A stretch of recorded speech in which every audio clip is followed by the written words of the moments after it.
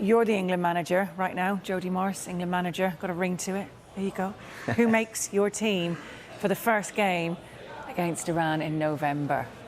Well, me being, like I kind of just touched on there, me being the type of coach or manager that I would want to be, the fact that we're playing Iran, I know a lot of people will question why Walker is playing it in the middle of a back four, but I think Walker needs to be a starter if he's fit. Okay.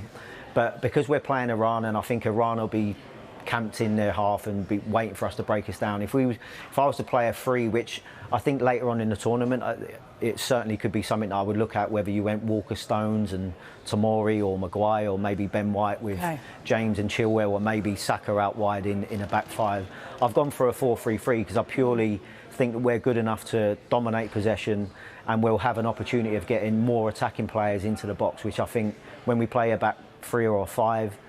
we don't really get enough bodies forward, and I think that we're far superior to Iran. And I think the fact that you could have maybe attacking fullbacks, you've got Foden that can play in a similar sort of role that he's played at Man City many a times this year, that all right, he won't be hugging the touchline out wide and want to come in and get involved, but the fact that you'd have runners off Kane, and then I'd want Mount and Bellingham to have a little bit more of a licence to get involved, not only in the play and build-up, but also arriving in the box. And I think when you're playing against teams that you're far superior, then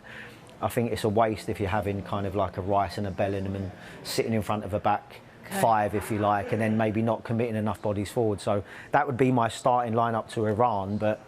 I would certainly tweak things playing against better oppositions. And obviously you then got to look at the performances, because when you've got Saka, Grealish, Tammy Abraham on the bench, when you've got that level of player, these boys that are getting a chance need to perform.